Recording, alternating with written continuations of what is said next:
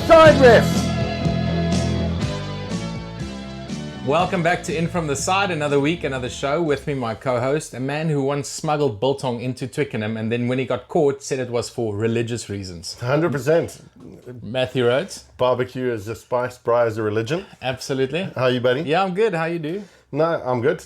Really good weekend. Chilled out, and it's Monday, and it's the favorite time of the week. Nice. Okay, so Matt, we've been doing this series over the last 15 weeks. I can't believe it. It's been 15 weeks, more than 3 months. We've been talking about the Mount Rushmore of rugby positions, and we've gone through 15 to 1.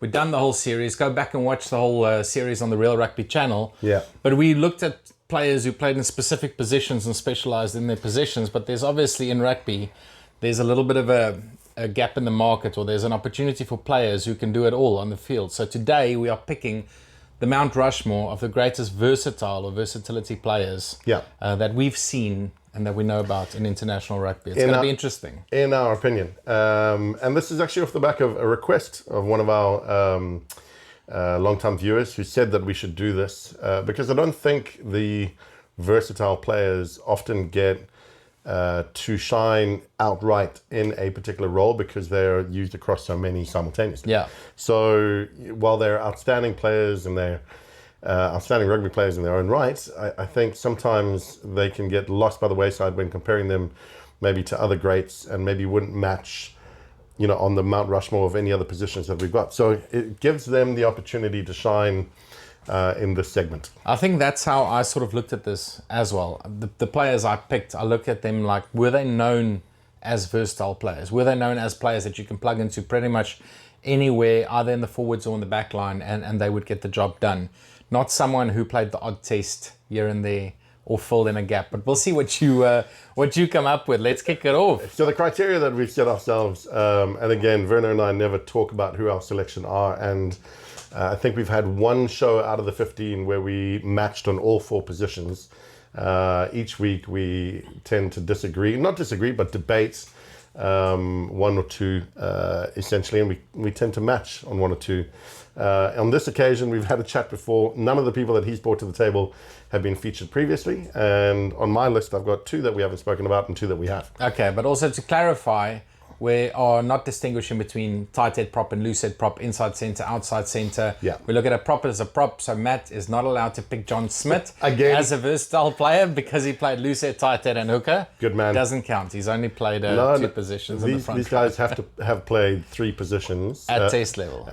At test level. That little caveat was thrown in late today, so there might be 1 or 2 that have slipped the net that haven't played it. Let's see. At test level. Kick it off, Matt. Who's first on your Mount Rushmore? First, it has to be Francois Steyn. Yeah. So, Frans Steyn for me is the ultimate utility back. He's a 2-time World Cup winner across a 15-year span in rugby. He played centre, fly half, fullback, and I think he played wing once or twice. Made his debut at wing. There we go.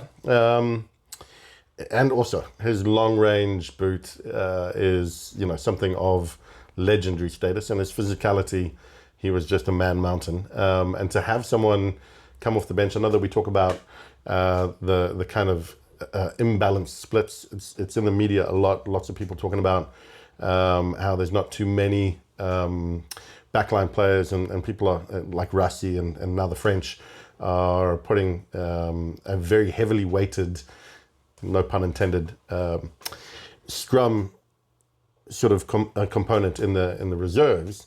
When you've got a man as physically dominating as France was, who can play across the back line in multiple positions, come in as first receiver, play a good position at fullback, play on the wing when he needs to, or be a battering ram at centre, for me, he had to be in there. It goes without saying that I agree with you. I think Frans Steyn is one of the greatest players of all time, and I think it's something that we struggled with when we did the Mount Rushmore series. Is where do you pick him? Yeah. If you want to include him in a list of greatest fly-offs, inside centres, fullbacks, because he could really do it all. So I'm so happy that we're doing this video because again, then it gives us an opportunity to showcase how brilliant France was. It's only really Heineke Meyer and Alistair Coetzee who stopped him from playing over 100 tests. He should have played over 100 tests. Don't know why they never picked him. He was just an enigma.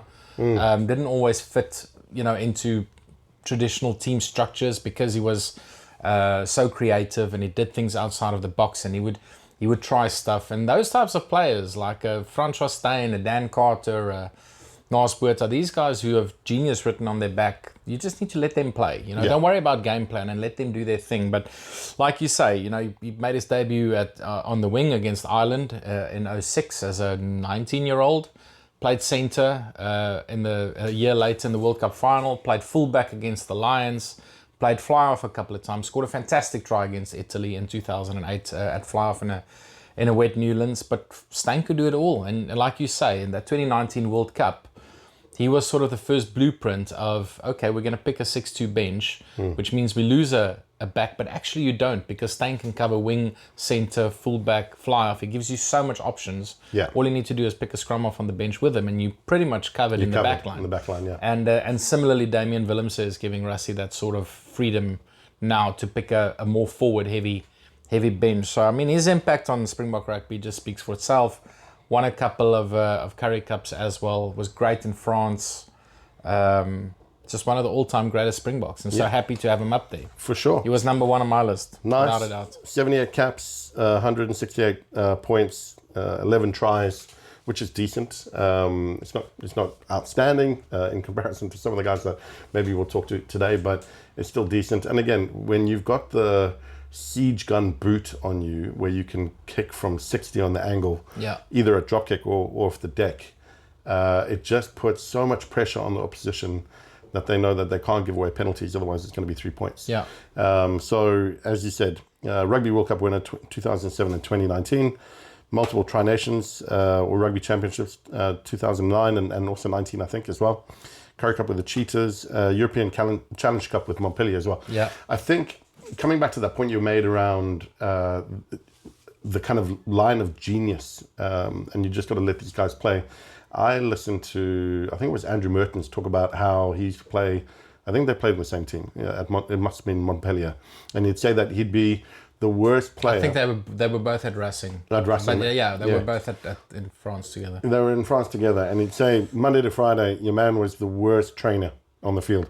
He'd pitch up late, he'd kind of jump over the fence with his boots around his kind of neck and chuck on, and he wasn't good at training, but come game day, he was sensational. And it was nice to hear that from a kind of another great who played alongside him. So definitely up there. Who'd you got to? Okay, second one, I think it's another pretty obvious one. We've spoken about him when we spoke about the greatest fullbacks and wings of the time, and as with a lot of the players on this list, you know, it's often you see wings, fullbacks and centres interchange. For me, it had to be Ben Smith. Okay.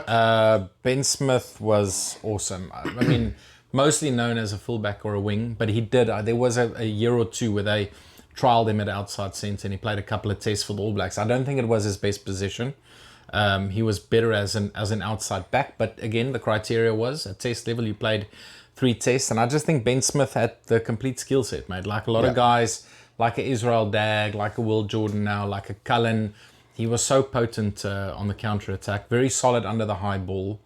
In his prime, I think he was pretty unplayable. Yeah. I think outside of New Zealand is not rated as much as he is in New Zealand. If you speak to your mates in New Zealand and they bring up Ben Smith, very they highly. rate him very, very highly. Yeah. And I think of the New Zealand fans out there in YouTube land, they'll be happy with this pick, I hope. But Ben Smith, you could probably play him at fly off, inside, scrum off. He would play a decent game. But as an outside back and in that outside centre channel, just absolutely world class for more than a decade. Loved him. Yeah, I agree, and he's up on my list as well. Nice so one, we agree on Ben Smith and on Frans Steyn, 2 from 2. The backline chameleon, you said, he's more so maybe in New Zealand, like you said, but universally admired for his rugby brain and his positional play, and it's just out and out skill set. He wasn't the biggest, he wasn't the fastest, though he had pace, and that's why you could stick him on the wing. But his footwork and his ability to read the game was sensational. And like you say, under the high ball, playing at 15, he just was solid, man, in every sense. 84 caps, 195 points, 39 tries. That's huge. That's decent. That's very decent. Yeah, exactly. One Rugby World Cup, I think, 2015. Plenty of rugby championships. World Player of the Year nominee in 2013. and obviously a Super Rugby centurion and champion with the Highlanders. With the Highlanders. Oh, you did it with the Highlanders. You're right. In 2015. Yeah.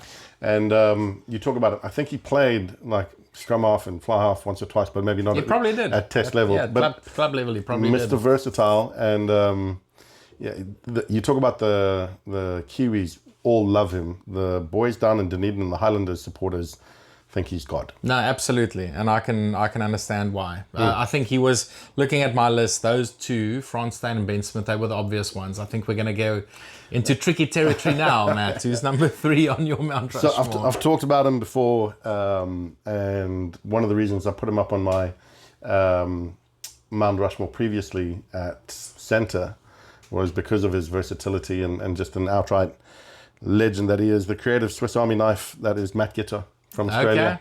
Okay, he was on my shortlist. I didn't pick him, but he was there. Yeah, I got a bit of stick from some Aussies actually, saying that he wasn't as good as some of the other Aussies. A couple of Queenslanders saying that there were other Aussies better. But anyway, nonetheless, Matt Giteau, he's got elite distribution, or had. Actually, still has. He played, I don't know if you saw, there was I watched it. The Lions versus the Aussies of yesteryear. And your man scored a try in the corner. A beautiful try. Classic Giteau with a swan dive. Yeah, it was a thing of beauty. Yeah, fair play to the boy.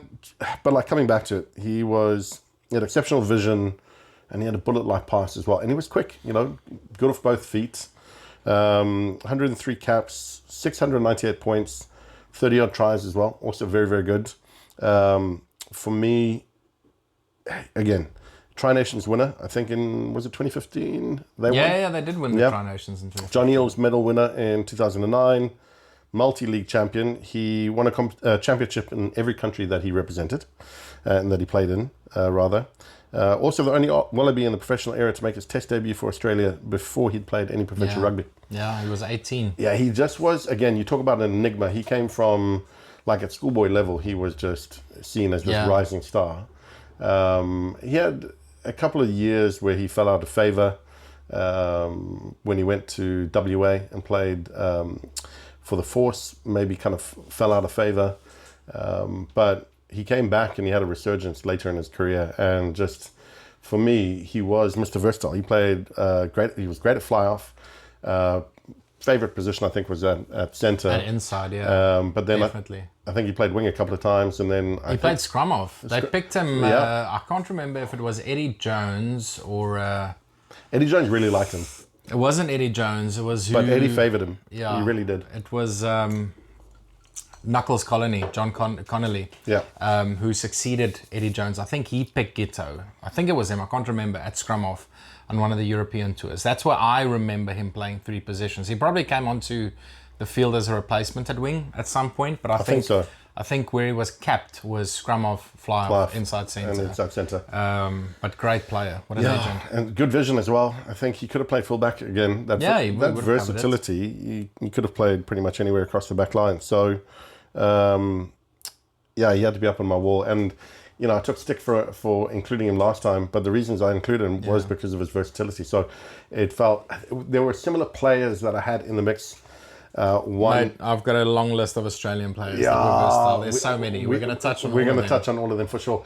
But one in particular that I saw as a very similar utility, who I love and I think is the best player in the world, it's between him or Peter Steff, was Cheslin Colby. Yeah. And Cheslin is very similar, maybe not so at centre, but wing, fullback, can play scrum half, throws the ball in, at hooker every now and again. He kind of just had that Swiss Army knife feel about him. You can pick Cheslin anywhere and he'll do your job. Yeah, Cheslin's an interesting one. He did come up in when I went through the list. Yeah. But at Springbok level, he's only ever played wing. Yeah. Like picked at wing.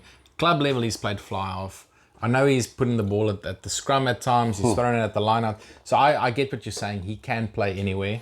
But it's for those reasons that I didn't really look at Chesy. And myself the same. I went with Giteau over and above because I think he's an out-and-out versatility player. Yeah, absolutely. He is, but the reason I didn't pick Giteau, just firstly, I love it. I love that he's up there because he is a great. And I love the banter. I love watching the boys with him and Drew Mitchell and the boys over in Oz doing their thing. It's really funny. It's a good pod. One of the greatest Aussie players of all time, and a Centurion, and he deserves the recognition. The reason I didn't pick him is because I didn't think the experiment at scrum half was all that successful. You know, I remember him as an out-and-out 10 and 12, and that's where he sort of played his rugby. So I thought, you know, for me, he was versatile, but there was another Aussie that he was in and out of my list, and I put him back in last minute. Oh, yeah. I don't think people will think he's one of the greatest Aussies, but he played 95 tests. He played fullback, centre, fly-off, and wing for Australia, and it's got to be Curtly Beale. Yeah. I just looked at it, and he's still playing, and...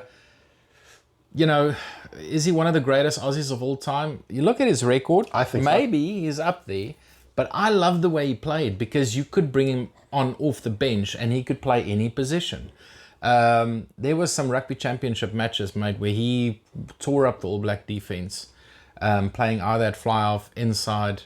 We know he could cover fullback. He broke South African hearts in Bloemfontein in 2010, kicked that long-range penalty to win the test for the Aussies. And I just liked his style. You know, again, he's a bit of a maverick. Yeah. He does things outside of the box. Unlucky not to have got to 100 tests. I think he's one of those players that deserve it. But when I just looked at versatility, his name kept coming up. It's like that guy, you could pretty much stick him anywhere in the back line, and I think he'll make you proud. Well, he played fullback, centre, fly half, and wing. And as you say, he's still going strong. He played for Moana Pacifica, not Moana, the Pacific, First Nations and First Nation Pacifica. Yeah. And he was captain for that game. Was. Put in a good shift. Really funny, him commentating. I don't know if you saw on the weekend. Calling the hamstring. Yeah, when Drew Mitchell pulled a hammy. They seem to be a good... Look, that was a decent bunch of boys. Drew Mitchell, Matt Giteau, Curtly Beale. All of them very versatile. Adam Ashley Cooper. He's on my short list. He's up there. He was up there on the short list as well. But I think Curtly Beale is a great shot. Like you said, 95 caps, 159 points. And he had the ability to, like you say, to slice through opposition. Just make something out of nothing. Exactly. Yeah. And you mentioned Damien Willemse as being, a utility player that the South Africans look at now.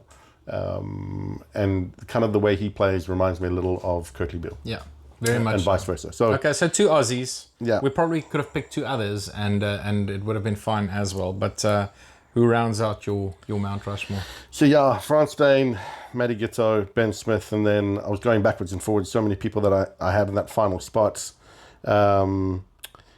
Obviously had Cheslin, Peter Steff.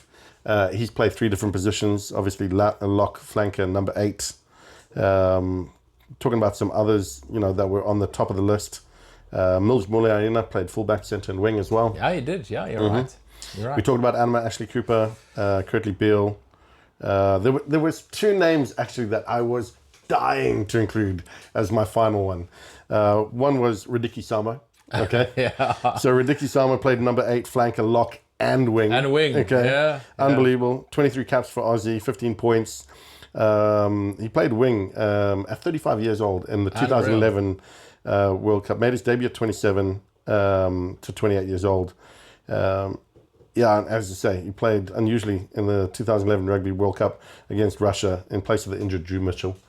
But the accolades with that man, he won 2001 and 2004 Super 12 championship with ACT Brumbies, 2007 French top 14 with Stade Francais, 2011 Super 15 with Queensland Reds, and he got recalled into the 2011 Wallabies 40-man Tri-Nations after a 7-year absence, maybe because of that IRB Try of the Year in 2011. But he scored that from halfway against the All Blacks. He just was super dynamic. He was. I wanted him in, and then it was between him and Sebastian Chabal.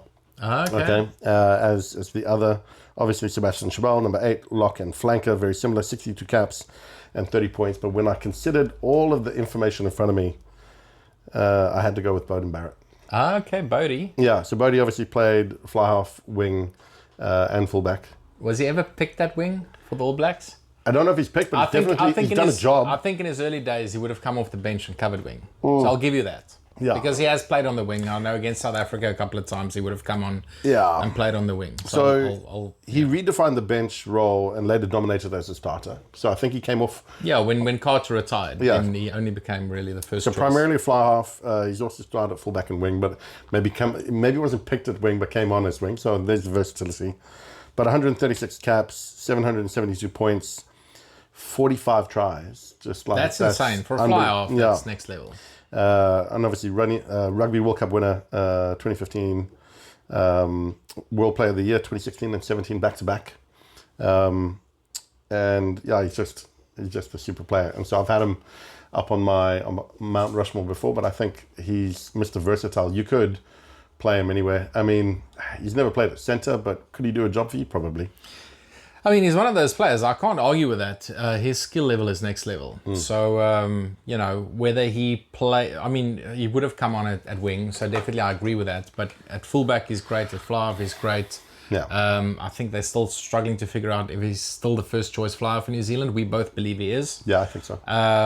But just, again, for more than a decade now, he made his debut in 2012, 2013. So he's been around for 12 seasons. Yeah. And always been at the top of his game. One of the all-time legends. I didn't pick him on my Mount Rushmore, so I'm glad he gets another mention. He deserves to be. Well, of those two that I was talking about, again, and Radicki Sama would, and hopefully we show a couple of clips of his. Sebastian Chabal, hopefully we show a couple of clips of his. But if I had the choice and I was picking for a versatile player, I'll pick Bodie over those two. Okay. And that's why he's on my list. I like it. I couldn't pick just backs. I had to give one space to a heavy. And some of those names that you mentioned were great. Sama was great. Chabal was great. But there was one guy, and maybe this is a little bit of my bias. He's also a friend of the channel. And it's not because I've got some of his jerseys here, but a guy who played both locks, blindside flank and number 8 for the Springboks. I had to go with Dani Rousseau. Yeah, fair. I love Big Dani. World Cup winner. He won the World Cup playing out of position at number 8, famously filled in for Pierre Spies when he didn't go to the World Cup in 07. But again, for me, when I think about Dani Rousseau, I don't remember him as either a lock or a flank or a number 8. I remember him as someone that you can stick anywhere except the front row and he'll do a job for you. Yeah. You know, and that's how I remember him, as a very versatile guy, very athletic, quick for a big guy, mobile, but he had a lot of grunt. He was very similar to Bucky's. You know, he complemented Victor when they played together in the lock, but very athletic. Scored some great tries for the Springboks. When he came on the scene in 03 and went to that World Cup, he scored some beautiful tries against Georgia and Uruguay. Just hard as nails, and he's one of the most successful rugby players ever. I think I've mentioned this on the channel before. Like, there's not a thing, or not a competition or a team that he's played in that he hasn't won. It started at the Carlton Cup in Pretoria. He played for Tuks as a student. They won the Carlton League. Won the Vodacom Cup with the Bulls, won the Currie Cup with the Bulls, won Super Rugby with the Bulls, won the Tri-Nations, won the British and Irish Lions, won the World Cup, won the French Top 14, won the European Champions League, Champions Cup. He won the top league in Japan. He literally, every single club he played for, he won a trophy. So yeah. I don't think he always gets the recognition he deserves. I think he's one of the greatest Springboks of all time, and I remember him as one of the greatest versatile forwards of all time. And so he gets his recognition today. Fair play to you. Yeah, he deserves to be there. Mate, and that is a sensational list on your mountain as well as my own, I think. For some names that just missed out for me, we talked about Cheslin Colby and Peter Steff. I think they're the two best players in the world at the moment, but that's my opinion. For South Africa, also Ruan Pienaar, 88 caps, 135 points. Played scrum half, fly off, and fullback. I'd run up there. He was on my He was actually on my Mount Rushmore, and I swapped him out for Kurtley Beale. Yeah, fair. Damien Willemse, you talked of fly off, fullback, centre, and wing.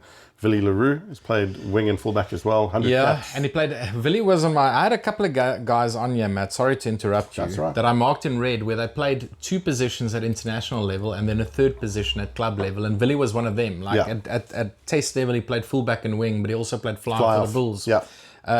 Some other guys that I had on there were Jacques Fourie. He played wing and centre for the Boks, but he made his debut as a fullback for the Lions. Joe Roth played wing and fullback for Australia and played outside centre for the Brumbies. Brumbies as well, yeah. And Austin Healy of England, who, he won't get close to a Mount Rushmore. Sorry, Austin. But he was versatile. Like, at club level, he pretty much played anywhere in the back line, but only played wing and scrum off for England. There's some others that come up. South Africa, just to tail off there, Johan Goosen, who I know you're a fan of. Fly I'm fullback. just so glad Pollard's back. Fly fullback, outside centre. Jesse Creels played centre, wing, and fullback as well in his he career. He has, you're right. Eddie Caps, obviously, for the Booker, 95 points, 19 tries. Fun fact on him, he's the grandson of ex-England and Lions flanker John Hodgson. Did you know that? I did not know that. So I think he played flank, or they used to call it wing forward, as it was known in those days. And he toured New Zealand and Australia with the British Lions in 1930. Nice. He featured in 15 of their tour fixtures, including 2 of the test matches against the All Blacks, one in Dunedin and one in Auckland. He married a South African who met on a business trip. Nice. And then we obviously reaped And then he went down to business. Exactly, business time. For New Zealand, we talked about Mills, Moleaina, fullback, centre and wing. Damien McKenzie, he's played fly-half wing, fullback as well. Israel Dag, a couple. Luke McAllister. Colin Meads. I really wanted to get Pine Tree in. Because he did play wing once. He did, he scored his first international try playing at wing. So he was Mr. Versatile. For England, you talked about Austin Healy. There was also Mike Catt, played fullback, fly-half, centre and wing. Yeah. Josh Lucy, Jason Robinson. I had Jason Robinson on my list. Such a great player, wing, fullback and centre. Yeah, I mean, Robinson was fantastic, such an awesome player, but I do not remember him as a centre. I know he played centre in 07, 06 and 07, but for me, he was a fullback and a wing. So Fullback and a wing. Yeah. You know. And I think a lot of that, maybe that centre type of approach or play, he played in his 300-odd games for Wigan instead. Yeah. Elliot Daly. I had Elliot Daly on. 72 caps, centre, Very wing, fullback, versatile. fly-half. I think he's the only guy that played in 3 different positions for the Lions, if I'm not mistaken. Like, he can play centre, wing, fullback. 5 caps for the Lions. Yeah. For Australia. Now, I was surprised. Jeez, this is a long list. So for South Africa, I was pleasantly surprised at how versatile we've got some of our players.